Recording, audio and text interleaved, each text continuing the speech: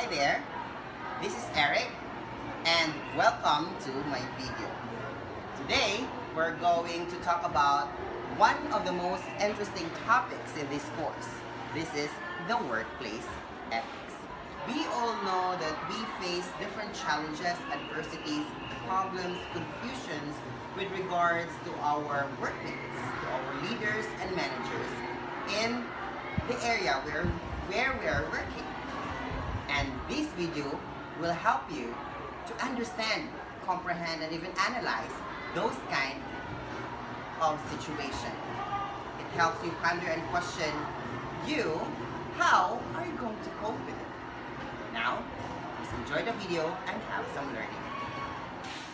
Now, we have there on your screen the words workplace ethics. But before we proceed to the general or overall comprehension and understanding about that topic, that particular topic, let's try to dissect first or divide the two words that are very important in this chapter, which are the work and the ethics. So when I went to school in our institution where I'm working right now, so I asked some of the faculty members about the question, why do they work? Why are they striving hard?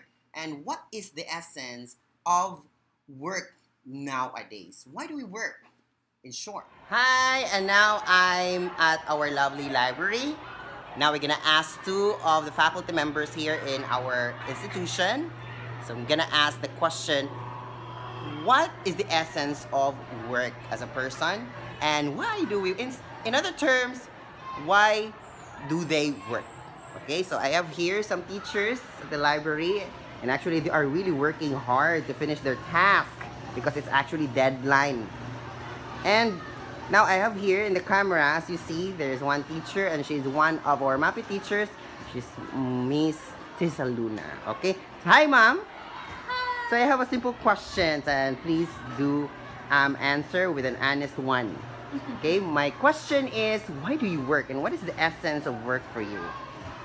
For me, basically, it's to survive because I'm living independently here in Cebu. But the second and the main reason why I am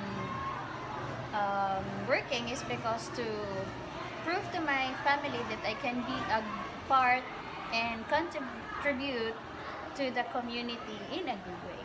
Wow, very well said. Very good. Thank you very much, Ma'am Tisa Luna, for that honest answer. And now let's have you the second teacher. So as you see on your on the video, so she's one of the AP teachers also of grade 8. Okay, she's Ma'am Merlinda Canoy. Ma'am Canoy, the same question. So why do you work, and what is the real essence of work for you? Is it really necessary? Okay, work is nowadays is very important, especially when you have family. So you must support your husband for the needs of your children. So work is very important for survival.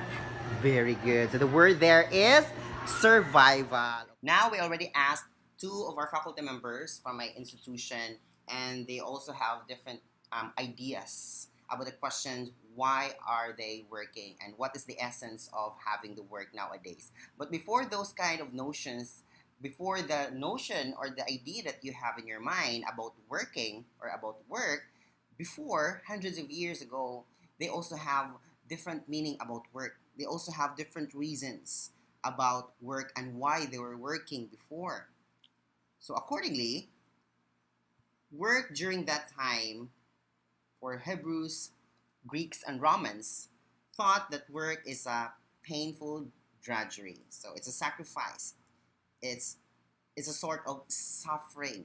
So they work because for them, it's not worthy. They work because someone is above them, and it's just like a sacrifice for them.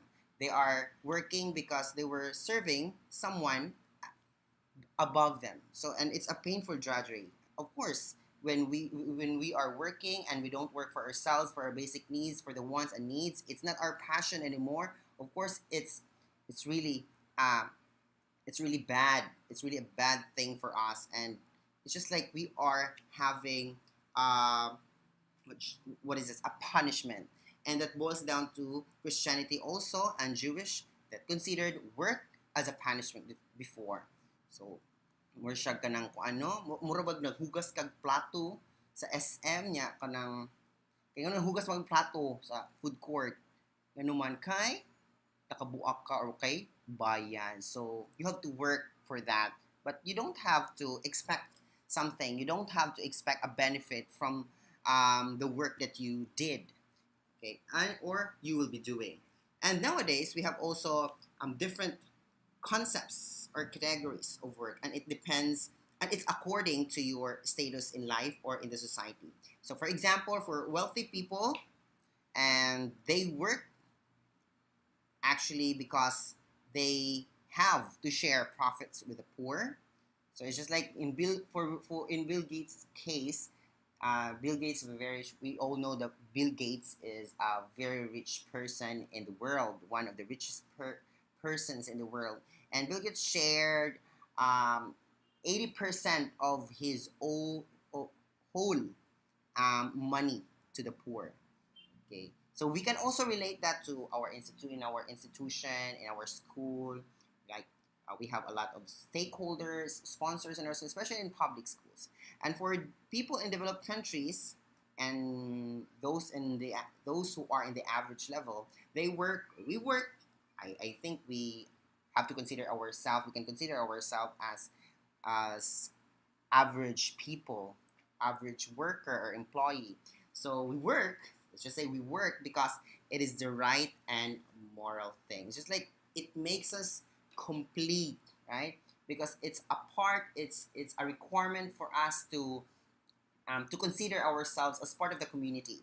If you don't have work, it's just like you are like you're worthless, and it's just like you're not part of the whole machine of the nation to be more productive and to be an instrument for a more productive and successful nation. So we have here, and for marginalized sectors, of course, those people who are considered like for layman's term, we consider that as poor people. So they work not because it's a moral thing. They work, of course, not because they want to share profits, because they don't have any profits, they don't have any money at all. So they work for their daily bread, so just for the basic needs, for them to eat 3 times a day, for them to feed themselves and to feed their families, because there are also families who are depending on them. So those are the reasons, and nowadays why people in different status work. Again, for wealthy people, so they work because they want to share profits with the poor, and for people in developed countries, they work because it is the right and moral thing. Okay, so because it's a norms, right? It's a norm or it's a standard thing in the society, and you have to follow that. And then we have here marginalized sectors, those people who are in poverty, so they work for their daily bread. Okay, so we have here the next one. According to Ruth, also was able to conceptualize work. Okay, he's conceptualized work, and according to Roth in 2014, he categorized 4 different status in life. Okay, so we have here, first one is slave work, the second is subsistence, the third is situation improvement, and the developmental work for the last part. So, so we have here, actually these categories, Roth categorizes these kind of like people depending on the degree of opportunity that they receive. Okay, again, Roth categorizes or conceptualizes these 4 different categories of people according to the degree of opportunity they receive. Okay, for example, slave work. Okay, so slave work, they were working. I think this kind of category or concept is not really common nowadays. Maybe there are, but it's already illegal. Before, there are slavery was very common, but it's legal for them. There was no rules, there was no policy that slavery is bad and you are not allowed to use other people um, as slaves to work for you without any benefit. So slave worker or slave work, they work for someone, for something, but of course they don't have to expect or a benefit. Don't have to expect a benefit from the people or from a company where they are working. That's slave work. They work hard, they work for someone or for something, but in return they receive nothing. Okay, that's slave work. For subsistence, they work, they have benefits, but it doesn't guarantee them to improve as a person and as professional. Subsistence is just like um, they work, but the benefits that they receive is just enough for their basic needs. That's subsistence. For situation improvement, so they work also, they can have the sustenance, they can sustain the basic needs, and at the same time, they can also develop their personality and also their profession. That's situation improvement. And the salary that they might be receiving is higher than the subsistence. Basic needs for subsistence, situation improvement is a bit higher than subsistence earner. Okay, we have, and the last one is developmental work. Of course, the salary. Let's talk about the salary. So the salary is much higher than the situation improvement. And developmental work doesn't have any bosses. They don't have any. They have bosses. They have they have managers. They have heads, and they're the ones who control them. But the control that they might get is not 100%. It's just like the boss, the head of their company is just like the facilitator. And they have the chance to develop themselves. They have the chance to progress. They have the chance to develop their salary and their profession at the same time. So for example, let's go back to situation. One good example for situation improvement is us, teachers. Of course, teacher, we are professionals, and of course we receive more than minimum salary grade. Okay, this situation improvement. And because this is our career, this is our profession, we tend to develop ourselves. There are a lot of seminars. We can have also some opportunities to study like this one, master program, and some, and also our experience will also hone us, will also boost our confidence, and it will also teach us on how to develop professionally. So for developmental work, the good example is the managers, the businessmen, because they don't have boss. Businessmen don't have boss. They are the boss of their own company. Or brokers, marketing associate. What else? Marketing associate, brokers, those kind of things. They don't have. They own their time, and they do. The boss doesn't have a 100% control to them, and they can control their salary. It's up to them if they are going to make their salary a bit higher than the minimum salary given by the company. Okay, so those are the four categories or concepts of work according to Roth in 2014. So we have here slave work, and then slave work. So they work, but they don't get any benefit. Subsistence, they work, they can get benefit, but the benefit that they might get is just so enough. They can get is just so enough for them to sustain their basic needs. And situation improvement, so a bit higher than subsistence. So you can earn like higher than the subsistence category of subsistence, and of course you can develop yourselves as a person and as a professional. So you have also the last one is developmental tasks is the highest concept or the category of work according to Roth in 2014. Okay, so that was the ideas, those were the concepts of work during that time, and our concepts also this time. Okay, so Now let's proceed to the next topic. So as I told you, we have to divide the two words, the two terms that are very important in this topic. The first is work, and the second is the ethics. Okay, so we're done with work, and I hope you learned something from it. So now let's have here the ethics, or generally speaking, work ethics, because of course this is the main point of this course, the work, the ethics in workplace. Okay, so what is work ethics? But before that, let's try to go back to our discussion in philosophy. What is the difference between morality and ethics? There are a lot of confusions, right? That are popping in our mind about morality and ethics. So which comes first, morality or ethics? Okay, so some says morality, some says ethics. It's actually a very confusing topic. So for me, I think morality comes first before ethics. It's just like the umbrella is the morality, and under the morality is the word ethics. Because morality is a generally speaking, morality is just like the general right or concept of right and wrong. Okay, uh, wherever you are in the world.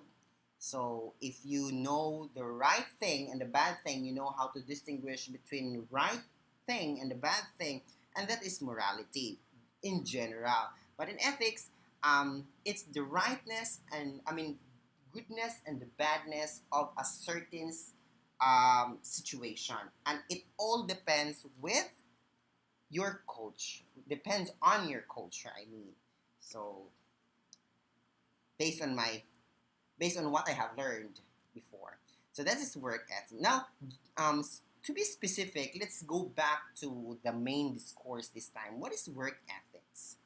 Okay, before having those kind of ideas about work ethics, maybe work ethics is like this, or maybe work ethic is like that. Let's have here the ethical or different virtues to make a human being ethical. So we have here these virtues or values for you to be considered as an ethical human being. So we have here courage, we have here the temperance, generosity. I think those terms are just so I don't have to elaborate that more. Then we have here self-control, honesty. Then next is sociability, modesty, fairness, and justice. So to make the story short, so according to the book that I have read, so these are the basic ethical human being or the foundation. So as a person, these are just innate. So when you go to the company, if you go to the company and work with your colleagues and under your managers and leaders, if you don't possess this kind of ethical human being, it's very impossible for you to follow certain rules and regulations, especially if those policies contain or they are aligned with this kind of ethical human being, right? Okay, for example, fairness and justice, right? Okay, so fairness and justice, or in short, it's integrity. It doesn't have anything to do with integrity. And integrity is a very powerful and very important word, right? And we must follow integrity wherever we are. But if you don't have fairness and justice, you don't have integrity in yourself, and you work in a place in which integrity is the core value, in which integrity is very important for the people working in there, and you don't have that kind of virtue, so it's very impossible for you to go along their ways towards the goal of the company. So ethical human being should be considered first before working in a certain company or institution. So it's just like it's the innate thing, and they can bring that with them wherever they go. Okay, so what is a healthy work ethic and what is a wrong work ethic? Okay, so we have here healthy work ethic. So according to the author of the book, we have here the prevalent work ethic in this century. Accordingly, we have in our workplace, wherever we are, so sa asa pa nga company, napaka sa school, sa call center, sa ESL, or sa pa nga imong gitrabahuan. So we have people, these two people that are really working with us. Or you are one of these kind of person. Okay, you're one of this kind of person. So maybe you are this one and the second one. So let's proceed. Prevalent work ethic in this century are the Theory X persons and Theory Y persons. So they said that in a company, we always encounter these two types of people or persons. The first is Theory X persons and Theory Y persons. So whether you like it or not, there are always Theory X persons and Theory Y persons. You always have these kind of workmates in your workplace. So who are these X persons and Y persons? So the first Theory X persons, try to identify the two. Theory X persons, they possess an unhealthy work ethic. So they are unhealthy, they are very lazy, and sometimes they don't possess those virtues, those ethical like human being ethics. Like they are not generous, they don't have integrity, they don't have justice when they work. Those are unhealthy work ethics. They are Theory X, they are under Theory X persons and cannot be trusted to pursue their own work. Ba, na yung mga inana, no? Yung mga inana ang mga tao, murag, ay okay ra na, oy, kung trabahoon ni mo. Deadline dayon. So, ka deadline, wala na. Kapila na ka nag-deadline, wag gihapon ni pass, di ba? Yan, nagsalig ba kay? Dabo na sa public school, masalig din na siya nga, ay okay na ay di na bito na matsugi, di na madidakan ang sweldo kung di ka mo pass aning forms, di ba? Dili siya masaligan. Okay? Medyo yung mga inana. And then must be controlled or threatened in the interest of organizational objectives. Okay, so they have to they must have a leader who has an iron fist. Duterte ba? Kailangan kontrolado jud ka. Or kailangan hadlokon jud ka para mupas ka ng mga inana. For you to work hard and for you to cooperate with the team so that our team will go towards the goal. Okay, para di ka musimang. Okay, let's have you also the last one.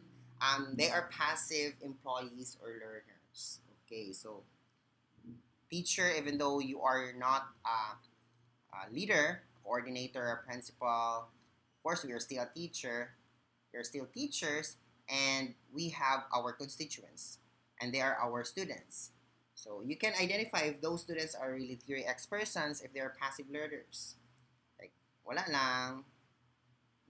Kumbaga, they don't really exert effort towards the goal and accomplishing a task.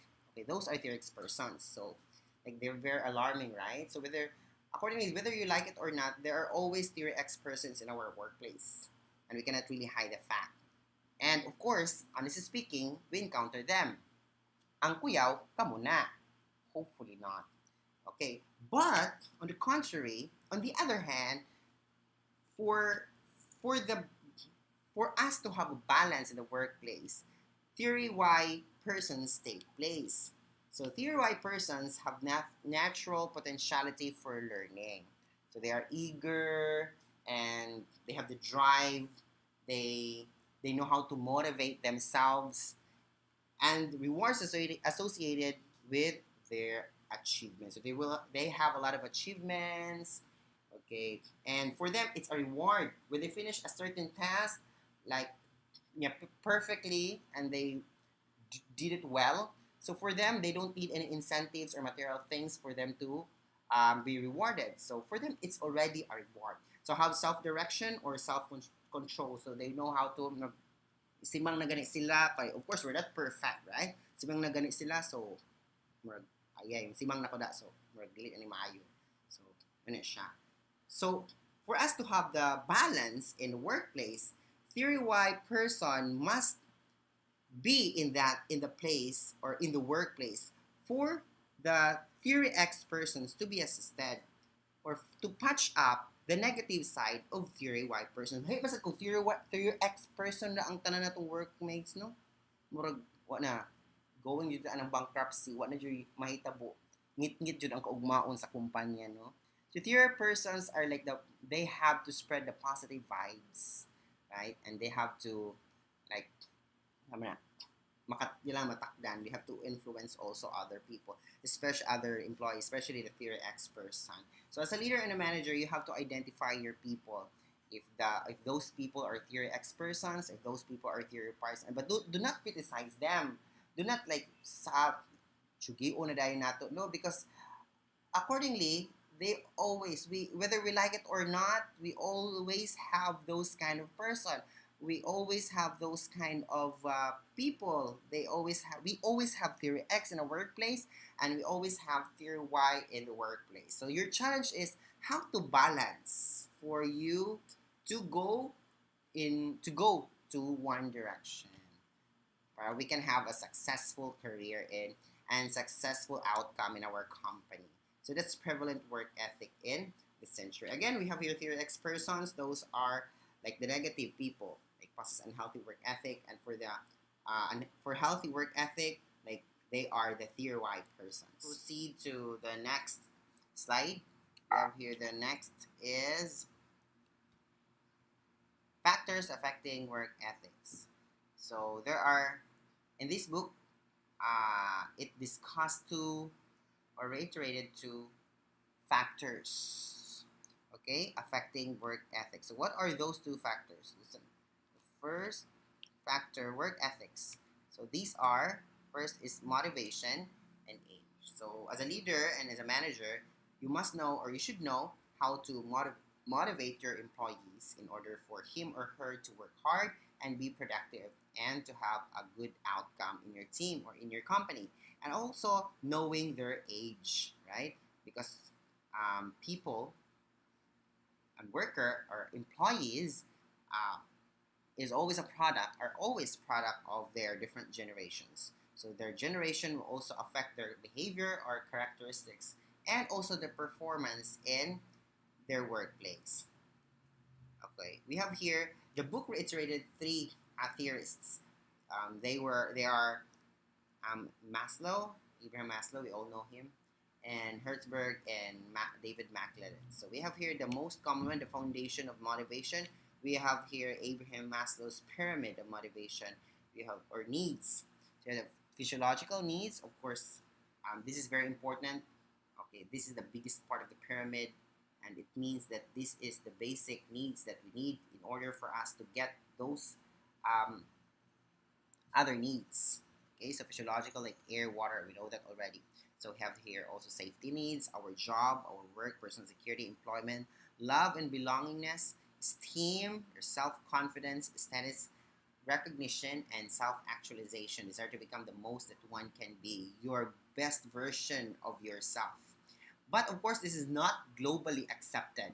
So for example, in Japan, they consider safety needs as the most, as the highest one, right? They prioritize, they give more focus or priority on safety needs than self-actualization. Like for example, when I was still working in ESL, so I remembered like I asked them some questions like private, especially if we are already close, we are already friends, so I can ask them some like a little bit private things like why is it that you have the husband but you don't have any son, you're already 50 years old and you have jobs, you and your husband have jobs, honest lang they're afraid, they are just afraid maybe because they cannot really sustain the basic needs or the needs of the family, and they're afraid if the job is not really stable and they cannot really give what the family wants in the future. Mahadlok sila ba nga? What if trabaho? Muna, kasagaran ng mga Japanese, wala jud siya, kasagaran tiguang na, tiguang na sila, magtiayon, nito mga trabaho. Pero wala silang mga anak, ano man, they're just afraid of their security, like their employment, their health and property. Mahadlok sila. So, prior sa atuan in the Philippines kay mahalagoy trabaho, no? Mao na no'y kusog kay mga nak. You know, in Japan, it's different. And in Africa also, according to the book, that love and belongingness is more important than any other needs. Of course, physiological is always there. I mean, physiological is always there. Physiological needs always there because we cannot live without them.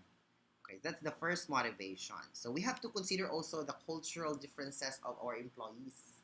Maybe we cannot really relate this one because we are all Filipinos here, so we share the same culture, right? Okay, so we have the same culture, but local cultures will also affect. Right, you have to know the culture of that student, of that employee, right? What if ganun? Wala na sila problema sa physiological needs. They need self-actualization. But they need self-actualization. So you have to give importance to that that that part. Example, they don't need self-actualization. They need love and belongingness. So you have to give it to them, and you have to understand their cultural, local cultural differences. Right? So we have diversity of employees nowadays. So we have to know, as a leader and as a manager, we have to understand them and their needs because we have different reasons, right? As I told you, as we have been discussing, having that discourse a while ago. So we have different what's that, reasons why we are working. So next we have here the second one from Hertzberg. We have extrinsic and versus intrinsic motivation. So I think I don't have to elaborate this more because we have been studying this one, and in other topics this was also discussed and this was also elaborated. So extrinsic meaning those external things. Okay, right, the supervisor. So the supervisor, your leader, your manager are the ones who will motivate you to go further. Because without them, you won't work. Mura yung ubano, dili mo trabaho kung walay nagtanaw. Wala yung about, why principal? Ang gawas dito, ay, why magklase? Nya, magtapok na din sa opisina. Kaya may aircon sa mga classroom, adto magtapok sa opisina sa principal. Nya, di na magklase ang uban. Nga naman. Because there's no supervisor and there will be no motivators. Wala may motivate nila, why mo threaten nila. Right? And of course the salary. So that's the first thing that we consider every time we work, the salary. Pila mas really do. But that's external, right? External. I mean extrinsic, right? It's an external thing, an extrinsic motivation. And interpersonal relations, of course, your friends, right? So maybe you consider this intrinsic also, right? So your friends, your colleagues, your workmates in general. So you have there intrinsic also versus intrinsic, the motivator. So you can be a motivator of yourself, self-motivated person if you are. So the work tasks, okay. So you consider this a challenging one because you know that it will develop you as a person and you will be recognized if you can work with that task well. Okay, and of course, you have a degree of challenge. So you have the drive, the passion in accomplishing the task, right? Kung sa pala siya kalisod, mas ganahan yun ka. Mas ganahan mo siya masakit, mas lami. No? Mas lisod, mas lami mo siya inana. And then, of course, sense of responsibility. So it will motivate you. Achievement. Okay, so achievement.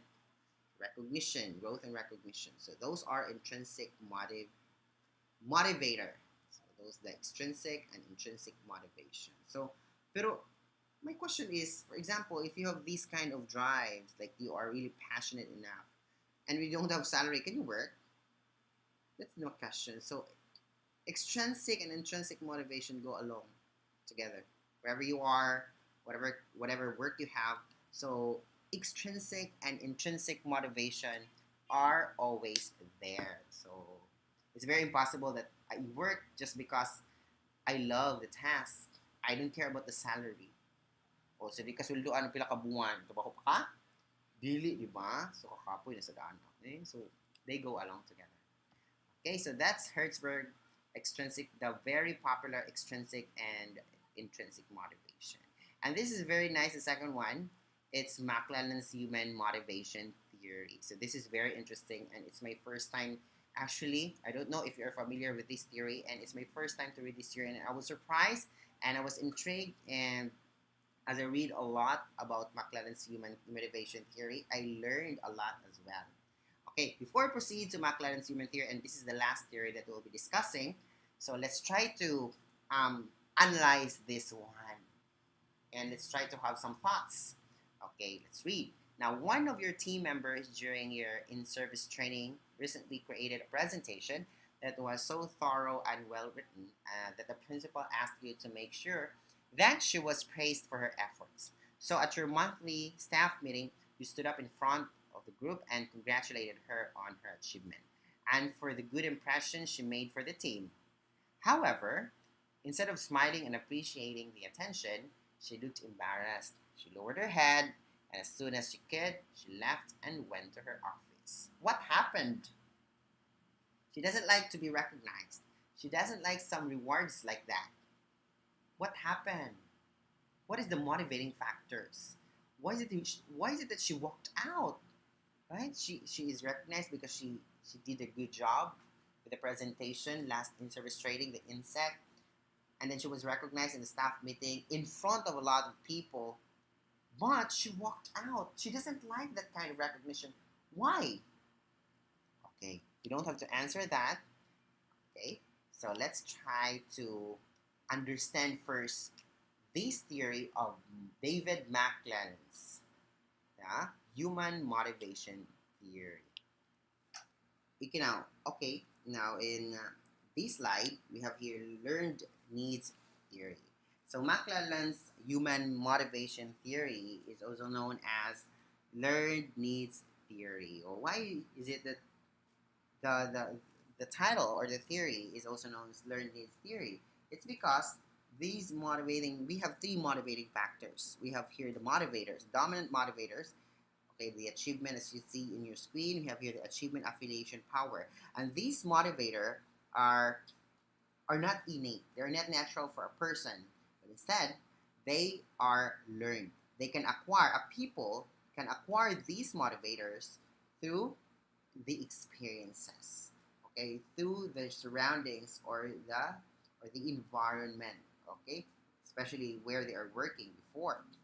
Okay, so we have here the learned needs theory. So accordingly, Abraham Maslow created his theory of needs. This is the foundation of this theory of McClelland's. So these identify the Maslow's identified like human beings have in order of their importance, like physiological needs, safety, and so on and so forth. So and later, these theorists, McClelland, built on this work in his 1961 book, The Achieving Society. So as I told you, he identified three motivators, and he believed we all have, regardless of our age, regardless of our gender, we have these three dominant motivators. So they are the achievement motivator, okay, and the affiliation and the power. So, and it's a need. People will have different characteristics depending on their dominant behavior. As you see on the right side, it's the characteristics of a person. If a person is more an achievement motivator, so he or she has that kind of characteristic as a person. Affiliation, she also has, and power, he also has. So we have here, and according to McClelland's, these motivators are learned. So as I said, are learned. So McClelland says that regardless of our gender, culture, or age, we all have these three motivating drivers, and one of these will be our dominant motivating driver. So this dominant motivator is largely dependent on our culture and life experiences. So we have here dominant motivator. So for achievement, you can see has a strong need to set and accomplish challenging goals, takes calculated risks to accomplish their goals, and likes to receive regular feedback on their progress and achievements. Often likes to work alone. So he doesn't like someone to be with them when they are working. But they're not really bossy. but they can accomplish the task well if they're alone. Murabag ka ng, may mga no, if we work, it's better to work alone than depending on others because we set standards. We set something that will really be different. It will be very special in terms of uniqueness and performance. But if they will work together with their colleagues or workmates, that kind of performance that they are, or that kind of output that they are expecting cannot be achieved. Murag may panala, naa siya hinahuna ba nga, kani mo'y ganahan niya mahitabo. Pero kung naaga niya mag-apil-apil, di na siya ganahan, kaya di na ito mahitabo. So that is achievement. So he likes to be alone. And he loves regular feedback. So, ganahan siya constructive criticism. Like, Mama, okay na ni siya? Sige, okay na siya. Okay, i-improve lang ang kani. He likes that one. Okay, na may ubang tao nga di ganahan. Bossy na dyan ka, feeling like perfect sila. Okay? So, pwede sila ma-perfect with a thorough criticism and like judgments from other people for them to progress. And they calculated risk to accomplish their goals. Like, of course, they calculate the, okay, kaya ka inako? Okay ra ba kami? Okay, gora na. Okay, may na ba? And it's set and accomplish challenging tasks. And they love challenging tasks. So they have intrinsic motivation than extrinsic motivation. So they love it. So we have here affiliation, wants to belong to the group. So it's also opposite. Kung ang achievement, ganahan mo mag-inusara, magtrabaho, okay? Ang affiliation, as the dominant motivator, ano siya nga tao, wants to belong to the group. He loves or they love interaction. They love working together with colleagues and workmates. They don't want to be alone. So wants to be liked and will often go along with whatever the rest of the groups are. Murag inana ba? Ay busagot kanang mga silent committee, okay ra gyud na sila. So, ikaw sir, suggestion. Inana di ba kanang tawag na LAC session, diba? Sa in-depth ed, we have like LAC session. So, every department must come up with an idea on how to improve the performance of the class and also the grades of the students. So, naiuban nga teachers, nga di should mo tubag. Nga kung pangutan-on, naman siya, ay, okay na tanan. Okay na siya, go with the flow lang ba? Okay? And then, also favors collaboration over competition. Mas stress siya, anong kumpara-kumpara siya. Mas stress siya, anong di siya ganahan, compete sa uban. Okay? And doesn't like high risk or uncertainty. So, tagaan ka. O ikaw na student coordinator, ha? Is Hagubiao National High School. In our institution, coordinator is not about promotion. Rotation siya. Rotation siya, ma'am. So, kung ikaw bago ka, natuyok na ikaw last 2 years ago na coordinator na to siya. So then after 2 years na ma-coordinator na po siya. O kung nito yung performance, ma-extend pa. Depende kung kinsay ganahan ba, kung kinsay ganahan. So ikaw na isunod, kaya wapa ka nahimong coordinator, imo dyan ang tanggapon. Pero imo dyan na, you have to embrace that one, whether you like it or not. Pero what if, ang kanang matagaan in rotation as a coordinator to become a coordinator is an affiliation. Mahadlok na sila. Okay ra kung achievement type ka. Dominant motivator mo is achievement. But if your affiliation, magura na gid ka. For example, kanang mga contest. Okay, so ikaw, isenti ka sa competition, ha? Awa na, balaka na gid siya. Ito sa division, ikay mo handle sa kaning mga contest, diba, kanang speech choir, division level.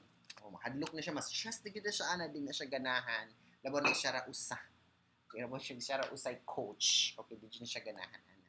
And then, so doesn't like high risk or uncertainty. So, mahadlok ko, mapildi, so mas stress na gid siya, So, in achievement, ayaw mo kalain kung kana siya, pa-bright. Di ba kasagaran mo, anak na din siya, no? No, kahilas.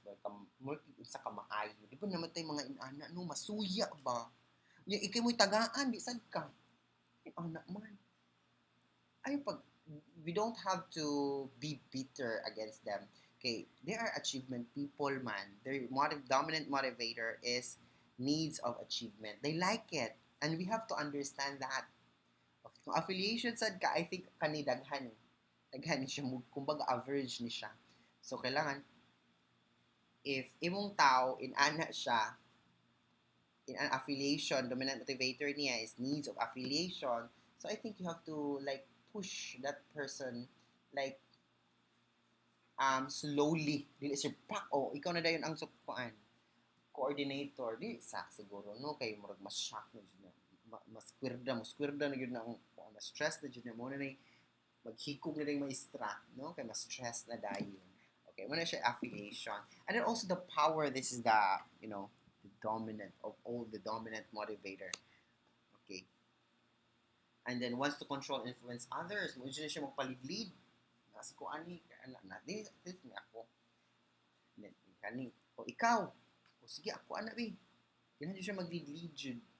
Then likes to win arguments. So, kung mga insect, diba? Na-edgy ganahan. Bisag sayop, iya ha. Ganun siya i-insist. Kay, of course, he has this kind of needs of power. Has this kind of motivated needs of power. So, likes to win arguments. Hindi siya papildi.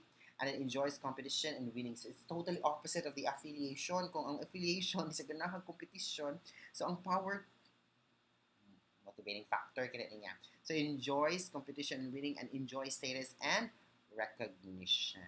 Okay? So kani siya ang achievement, the difference between achievement and power, he likes to work alone. Kani siya ang power, he likes to work with a group but he must make sure or he should make sure that he has the highest power among the group. Okay, so and he likes recognition. That's the difference. Now the question, okay, so those are the three dominant motivators: the needs of achievement, needs of affiliation, and needs of power. So itong mga needs of power, you can identify yourself if you are or which dominant motivator you have. Okay, kung dominant power, if your dominant motivator is achievement, affiliation, or power. Then, regarding sa first one, okay, kani siya, katong walk out. Oh, which do you think is the dominant motivator of that person? It's sa man, the affiliation. But it's the affiliation. So it doesn't like high risk certainty. Then, wants to belong to the group, but doesn't like to be like recognized, right? Work alone. Di man siya nag-feed, ganun siya feedback. Dili ipang mukha. Affiliation kay mura man siya kanang di siya passive but mura siya tago lang siya, di siya ganahan. Okay, now how to use the theory? Step 1, you have to identify the drivers. Okay, so who are the drivers? So kailangan as a leader and as a manager, you have to identify the driver or motivating drivers of your employees, right? So examine your team, example, to determine which of the three motivators is dominant for each person, and you can probably identify drivers based on personality and past action. So you have to study your like your employees. So you have to have a background knowledge about their personal lives and experiences, their past jobs, so that you can know them better and you can identify the drivers of your employees. Like you might have another team member like who never speaks during meetings, dili ganan storya, she always agrees with the group, then works hard to manage conflict when it occurs, and visibly becomes uncomfortable when you talk about doing high reward projects. So this person is likely to have a strong need of affiliation. Okay, and then also we have here step 2. So again, step 1, for you to use the theory of McClellan's, which is the learning theory, you have to have these 2 steps only. You have to identify the driver, so the dominant motivator of the person. So you have to study also the background stories or the experiences of the person, where she was working before, And with that, you can identify the drivers and you can make use of the theory. And you can also identify the dominant motivator of that certain employee. And step two, you have to structure your approach. So after identifying the drivers, if and dominant motivator, like if he's under affiliation, achievement, or power, now it's your time for you to structure approach. So you have, in short, you have to consider the diversity of your employees according to the three dominant factors. And if you know how to discover their their strengths and weaknesses, so those dominant factors or motivator, you can structure your approach, right? You can now structure your approach. Like example, you can for affiliation, pwede siya affiliation, you can give them some jobs like or tasks, okay, or challenging tasks for on. You can actually rely on them with some challenging tasks and give them some deadline because they like it. Then also for affiliation, so kailangan you have to involve them in a group para they are more productive kay kung ano naman sila, sabay sa anos. And then also for the power, so they are very useful. Kay sa ilang pagka-bright-bright, so kailangan, so ganan sila magpabida. So, pero mas gamit sila. Okay, dapat nila kung pabida sila, they have to have an output and a good output para mabida sa jud sila. So to give them a challenging task, also recognize them and give them some rewards and incentives for them to work hard more, right? So based on the driving motivators of your workers, structure your leadership style. Ayo lang imong kaugalingon kay tan-awa. So mga ubang principal mo ano siya. Ay naani man ko di mo magbuot. Magkuwat nang mo principal mo para magbuot. Ay sa pag no. Okay, we are product of our different dominant motivators, and it's because of our experience. So we have nothing to do with that. Maybe they can change. Those people can change. They can actually, like the affiliation, can switch to power or achievement, but dili siya nakadali. So you have to slowly push them for them to change into a better person and the best version of themselves. And yeah, the leadership style you have to change according to the uniqueness of the unique quality of your employee and project assignments around each individual team member, and this will help ensure that they are all engaged, motivated, and happy with the work they are doing. Okay, right? So again, you have to study your as a leader and as a manager, future leaders and manager. Okay, you have to study well your employees and your workmates at the same time, right? And approach them according to the needs that they have, needs of affiliation with siya, and so on and so forth. And as a leader, it's your responsibility to adjust. Okay, dili ang principal magpa-adjust. You have to adjust for your team to work together and to come up with a good output in the future. Okay, and then also we have here the second factor. So we have here again. Let's try to review the two factors affecting work ethics are the motivation, age, and then the book reiterated, and I also reiterated the three theorists. Um, they are Maslow, the pyramid of needs, Herzberg, the extrinsic and the intrinsic, and also the learned theories, human motivation, learned motivation theories by David McLennan. So those three motivation theories or dominant factors are the achievement, needs of achievement, needs of affiliation, and needs of power. So those three theories will help you as a leader in the future to become an effective leader. Okay, let's have here the age. This is also another factor that will affect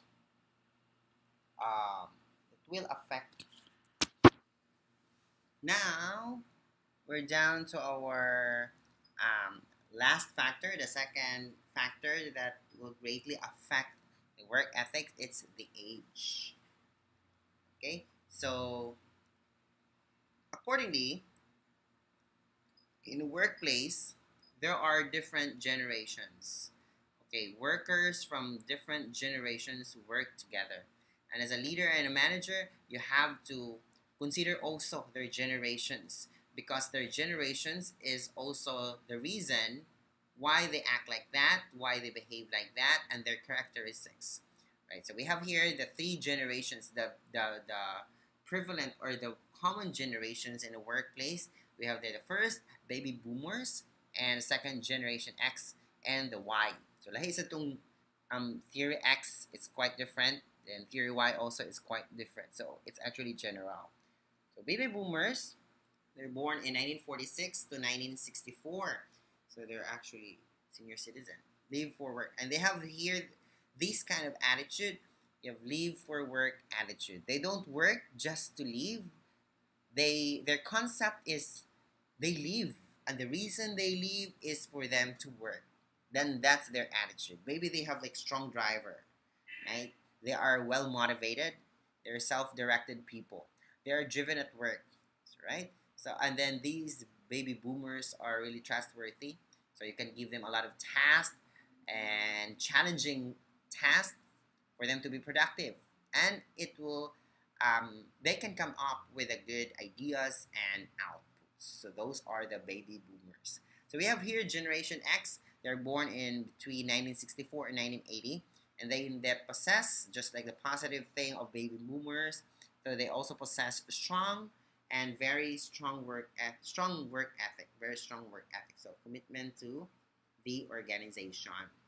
So they also live for work. It's just like the baby boomers. So actually, these three generations, they identify them, or their definitions align with the positive ones.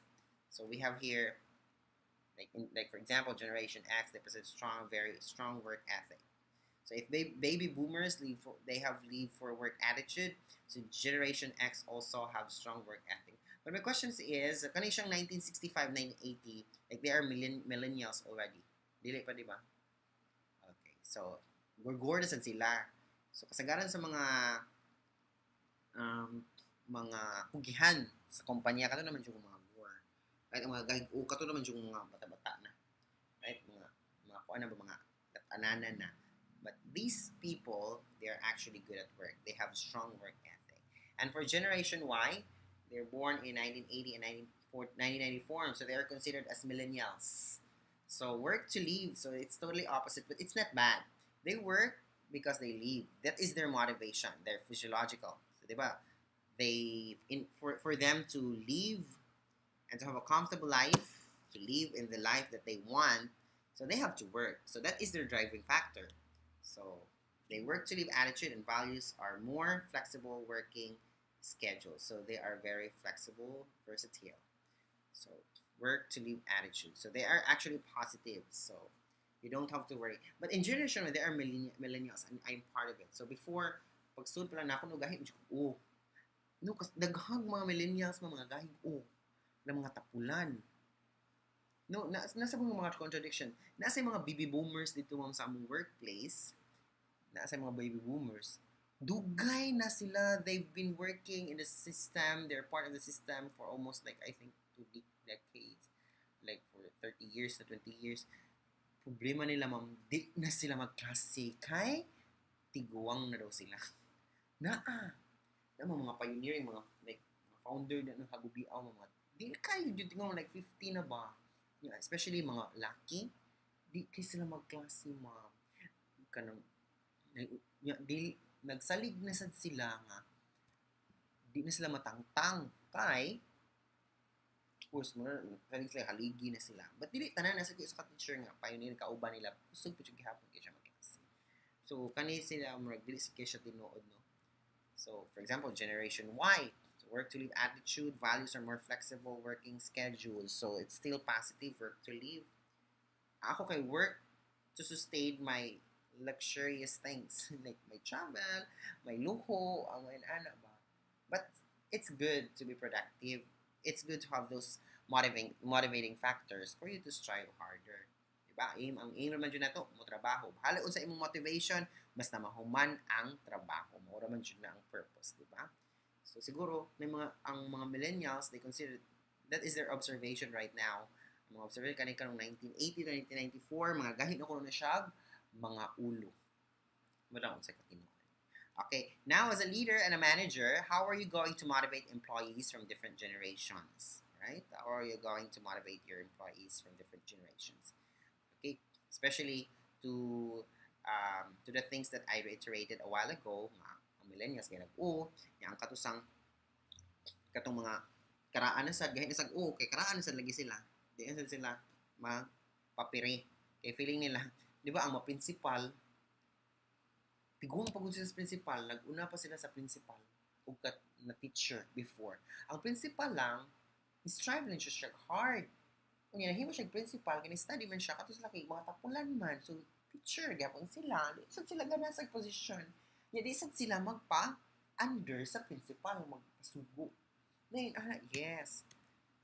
So, here, according to Han in 2009, identified 5 ways to help understand these employees, and I hope these 5 ways will lessen the problem in the workplace. We have the first, self-assess your own managerial style and generational cohort. So, self-assess. So, if your first attempt in managing the entire employees or the entire institution, it doesn't work. So you have to change. You have to discover another thing. You have to change your approach, your style. Okay? And keep on changing. Understand the employees.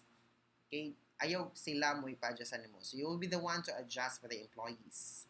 So try to evaluate your style if it really suits them, their needs, and their dominant factors. And then you have here, educate yourself about the generational characteristics and core values of each generational cohort on yourself. So you have to educate. So there's a baby Z. Kanisa mo, baby Z ni sila. So I have to give them this kind of task. So maybe they can understand each other. They can interact well. And with that, they can come up with a good output. And kanisa sila mga baby boomers. So they work. I think these tasks are fit to them, right? And also embrace commonality. So you don't have to discriminate. Like, o kaning nga task, karino nung para nung mga bata. So you have to embrace commonalities also. So create and maintain a culture of respect. Okay. So, and bridge the generational gap. So how are you going to bridge the generational gap? Right? So you have to make ways. Like the baby boomers, you have to, like, how are you going to bridge the baby boomers into to baby Z and generation X, generation Y. So that's the 5 ways according to Han in 2009 and how to understand these employees. Again, we have here self-assess your own managerial style and generational cohort. Educate yourself about the generational characteristics and core values of each generational cohort in yourself. Embrace commonalities. Create and maintain a culture of respect. And bridge the generational gap. Okay, so number 4 is very good, right? Diversity of your employees. You have to consider that one. And of course, doesn't mean they're like baby boomers, so they are not capable in having this kind of tasks. So you just have to bridge them, teach them, reach to them, reach out to them. Okay, so those are the. Okay, that's the end of the slideshow.